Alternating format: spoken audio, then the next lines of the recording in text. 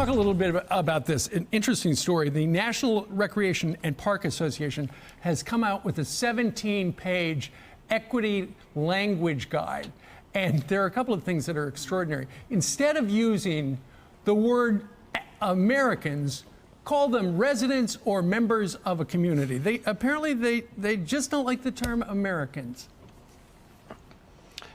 That's right. Anyone who thought the National Parks and Recreation Authority had to say look after national parks would be surprised to discover actually it's about policing language like everything else. They're obsessed. You look at their website, by the way, they talk entirely about things like equity in the parks. It reminds me of something that happened last year in the UK where the English countryside was deemed racist in an audit by a left-wing organisation. The National Parks Authority clearly think that the parks are somehow racist and need to be attacked. They talk about why did they say no longer even meant to use the term. Why did they say it was racist, Douglas?